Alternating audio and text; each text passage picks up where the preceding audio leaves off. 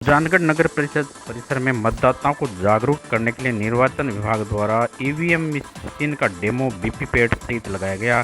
निर्वाचन विभाग द्वारा मतदान के लिए ईवीएम मशीन का प्रयोग कैसे करें वोटर। वहीं सुजानगढ़ नगर परिषद के आयुक्त कमलेश कुमार मीणा ने बताया कि भारत निर्वाचन आयोग ने नगर परिषद में डेमो के रूप में स्थापित की है मशीन, जहां पर लोगों को बताया जाएगा वोटिंग डालने का तरीका। वोटिंग डालने के लिए ईवीएम का प्रयोग होता है, जहां पर लोगों ने पहले दिन से ही वोटिंग डालने की प्रक्रिया को समझा।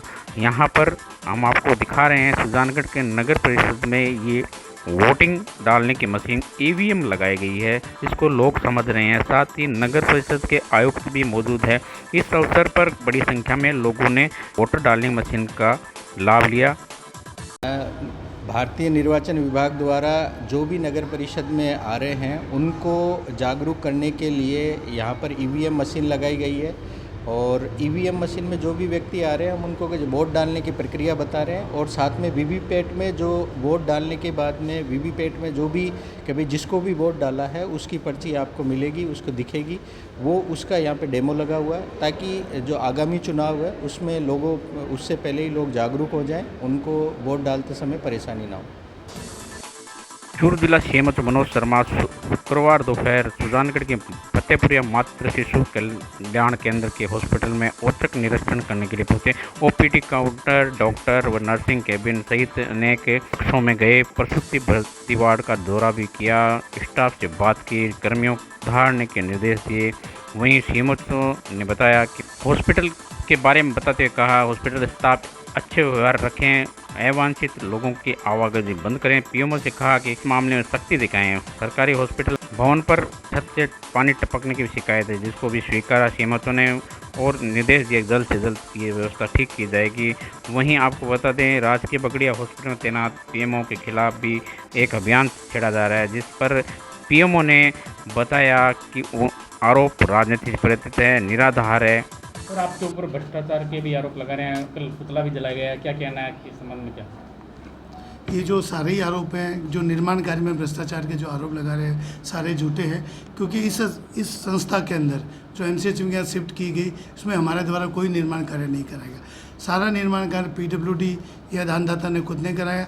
जब ये पूरा तैयार हो गया, पीडब्ल्यूडी ने हमें इसका उपयोगिता प्रमाण पत्र दिया है, तब हमने इसमें शिफ्ट किया। हमारा काम सिर्फ इसमें अस्पताल शिफ्ट करना, अस्पताल चलाना, इतना तक ही था। निर्माण कार्य का सारा काम पीडब्ल्यूडी व दानदाता का था। पीडब्ल्यूडी में इसके अंदर ये जो संस्था बनी हुई है, जो पहले पूर्व में ये एमसीडब्ल्यूसी थी, एमसीडब्ल्यूसी में इन्होंने ट्रॉमा सेंटर बनाया 2014 में, और ट्रॉमा सेंटर वो ऊपर का पोर्शन उन्होंने एमसीडब्ल्यूसी बनाया है।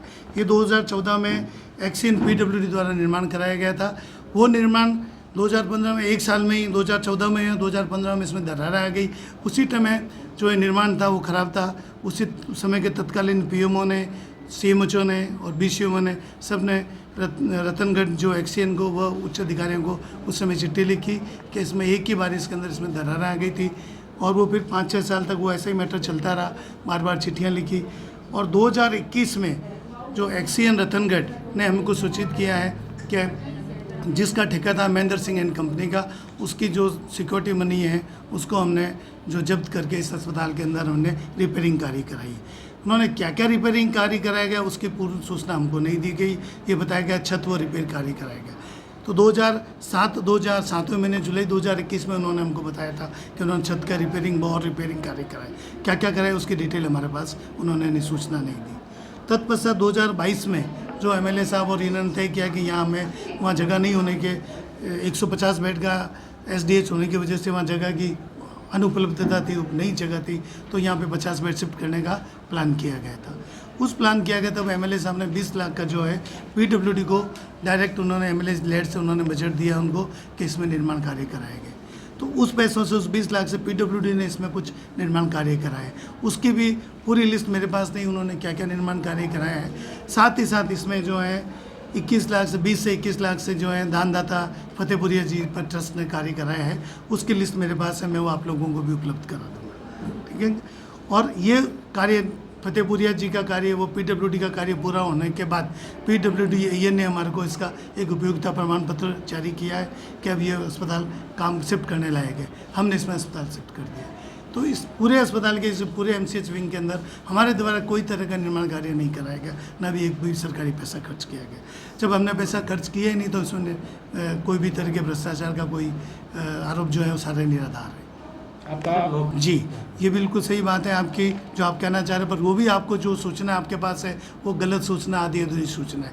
क्या आपने हमारे से पूछा क्या लोकार्पण का जो कार्यक्रम था वो सरकारी कार्यक्रम था? वो सरकारी कार्यक्रम था ही नहीं था। सरकारी कार्यक्रम तो लोकार्पण का हॉस्पिटल के अंदर हुआ था, उसके अंदर न तो किसी निजी का पोस्टर था न कोई था।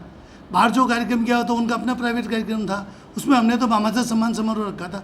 उसमें जो भी हमारे जो अच्छे कार्यकर्ता थे जिन्होंने काम किया भामाशाह ने, सम्मान समारोह था, सारा उसका खर्चा सारा कुछ उन्हीं का था, प्राइवेट वालों का। हमारा सरकारी का कार्यक्रम ही नहीं था वो। तो ये भी आरोप निराधार है।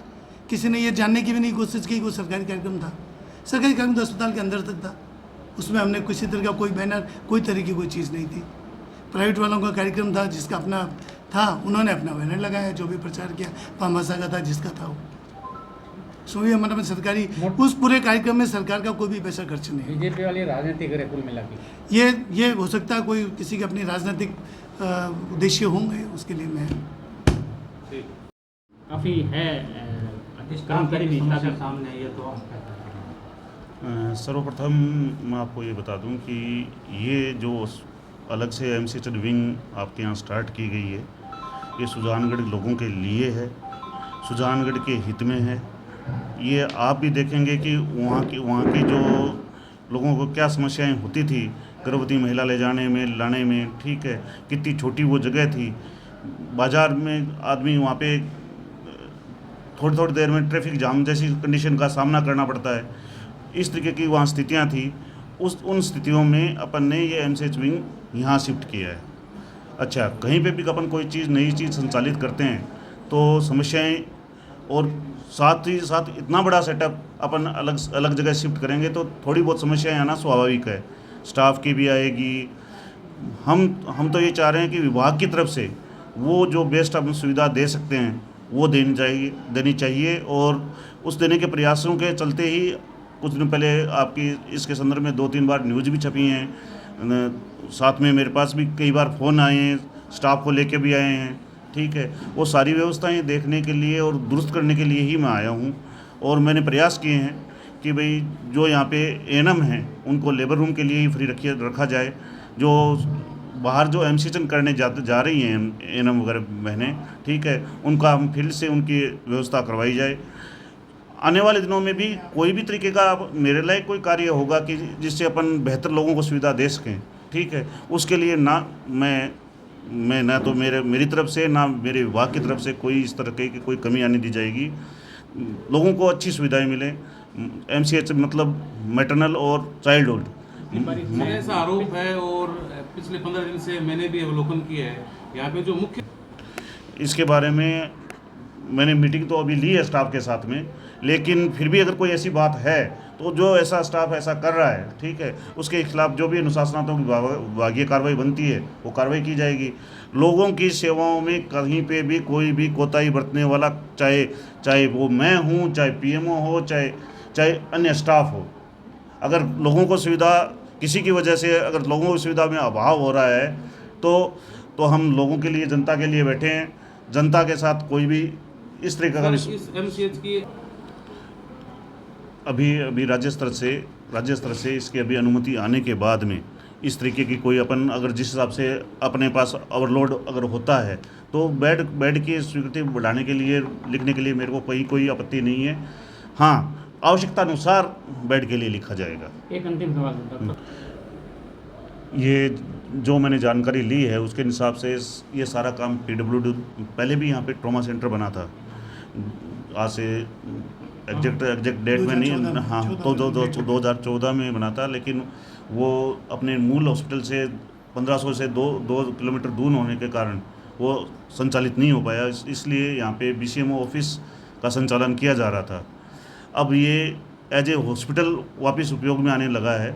उसमें कोई खामियां उस टाइम 2014 में बनते वक्त कोई खामियां रही थी, उसके एवज में उसके कुछ राशि भी जब्त हुई थी, ऐसा मेरे को पता चला है। लेकिन जो अब जो काम किया था इसमें तो कहीं स्वास्थ्य विभाग के ना तो as a medical health department involve था, एक हमारी एनएचएम सिविल विंग होती है उसका भी कोई योगदान नहीं था।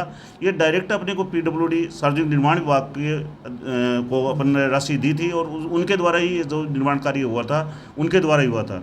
इसके संदर्भ में जैसे ही ऐसे पता चला कि इसकी छाट टपक रही है या पीडब्ल्यूडी ने इसमें कोई खामी रखी है, हमने पीडब्ल्यूडी को पत्र व्यवहार भी किया है और इसके संदर्भ में मैंने देख के भी आया हूँ। कुछ तो उन्होंने लिपापोती की है लेकिन मेरे को लगा कि ये अभी पर्याप्त नहीं है।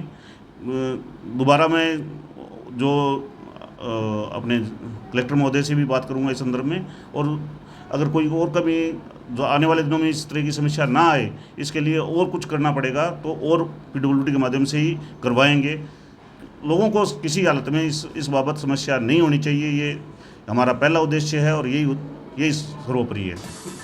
सुजानगढ़ में भी विपर्जॉय का हल्का असर देखने को मिला। वहीं शुक्रवार को शाम बारिश शुरू हो गई। बता दें सुजानगढ़ में तूफान को लेकर येलो अलर्ट भी जारी किया गया। प्रशासन के निर्देशानुसार विभाग अलर्ट मोड पर है। इस संबंध में खतरनाक पेड़ों और खंभों को हटाने की कवायद जोधपुर डिस्कॉम द्वारा की। एएन विशंबर पुरोहित ने बताया कि तूफान को देखते हुए जर्जर पोल व तारों के ऊपर झुके पेड़ को काटने का कार्य शुरू करवाया जा रहा है। उन्होंने बताया कि इस कड़ी में राजीव गांधी कॉलोनी में वार्ड नंबर 54 एक व्यक्ति के घर के ऊपर से 3 फेस लाइन के ऊपर जो झुके पेड़ हैं नहीं कटवाए जाने पर नोटिस चस्पा दिया गया घर के ऊपर। मामले को लेकर राजीव गांधी कॉलोनी के दानमल पुत्र गणेशमल जाट जिनके घर पर नोटिस चिपकाया गया है। संभावित विपर्जॉय के खतरे के अलर्ट भी जारी किया गया है। इसके लिए घरों में उगे हुए उस पेड़ को भी कटवाना होगा जिस पर टहनियों पर तार व झूले हैं। वहीं आपको बता दें मामले को लेकर कॉलोनी के महावीर प्रसाद शर्मा, गणेश आराम जाकर सुखचैन सिंह सिकम ने बताया कि पड़ोसी दानमल को तारों के ऊपर झूल रहे पेड़ कटवाने के लिए समझाइश की लेकिन नहीं कटवाए। तूफान को देखते हुए ये खतरनाक हो गया है, जनहानि की संभावना बन सकती है। इसको लेकर प्रशासन भी सजग हुआ है और इस संबंध में जानकारी देते हुए वार्ड वासियों ने बताया कि उक्त खंभा और पोल रास्ता से गुजर रहा है, उसके ऊपर पेड़ है जिसको हटाने के लिए मांग कर रहे हैं निरंतर। इस संबंध में वार्डवासी महावीर प्रसाद शर्मा ने बताया। मैं महावीर प्रसाद शर्मा वार्ड नंबर 54 राजीव गांधी का जिस गली में खड़ा हूँ उसका निवासी हूँ। हमारी गली के अंदर एक ये 3 फेस की लाइन जो है आप देख रहे हो, ये लाइन जो है ऊपर से आ रही है।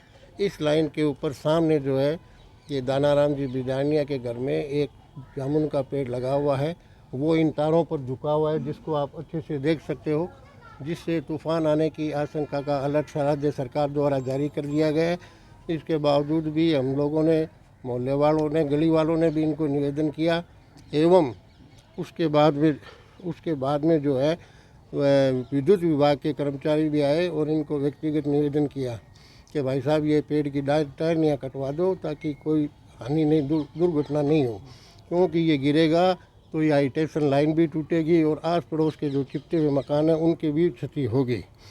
तो उन्होंने जो है अभी तक कोई कार्रवाई नहीं की, तो अभी विद्युत विभाग द्वारा इनको एक नोटिस जारी किया गया है हटाने के लिए, क्योंकि जो तूफ़ान है वो उसका जो है आशंका जो है सर पे मंडरा रही है, कभी भी कोई बड़ी दुर्घटना घट सकती है। सुखचैन सिंह निवासी सुजानगढ़, ये जो पेड़ गिरा था हाई टेंशन की मेरे घर के ऊपर, जिससे क्या है कि कैजुअल्टी होने से बचाव हो गया। और इसी गली के अंदर ये पेड़ है, प्रशासन से उम्मीद है कि भाई ये अगर पेड़ कट जाता है तो कोई जनहानि ना हो। तूफान को मद्देनज़र रखते हुए ये निवेदन है कि भाई ये कटना चाहिए जिससे कोई जनहानि नहीं हो।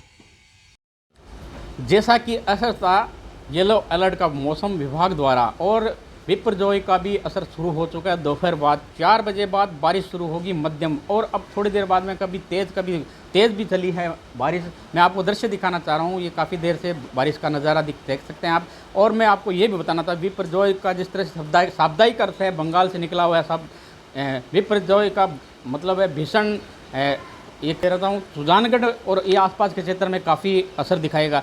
और मौसम विभाग ने अलर्ट जारी कर दिया है पिछले 2 दिनों से, जिसको लेकर प्रशासन ने भी तैयारी शुरू कर दी है, जहां पे बताया जाता है कि डिस्कॉम के कर्मचारियों ने पेड़ जो जहाँ जहाँ पे थे उनको हटाने की कार्रवाई, और जहाँ पे कोई नहीं हटा रहे वहाँ पे नोटिस भी जारी कर दिए हैं। इसमें इस वक्त मैं राजीव गांधी कॉलोनी में हूँ, आपको दिखा सकता हूँ। एक दृश्य है जहाँ पे आप नोटिस जारी किया हुआ है, ये आपको देख सकते हैं। और ये पेड़ है जहाँ पे हाई टेंशन लाइन भी गुजर रही है, इस लाइन है। गौरतलब है 29 मई को, जिसके दौरान इस क्षेत्र में काफ़ी नुकसान भी हुआ था। एक पेड़ था जो हाई टेंशन लाइन पे भी गिरा था। सच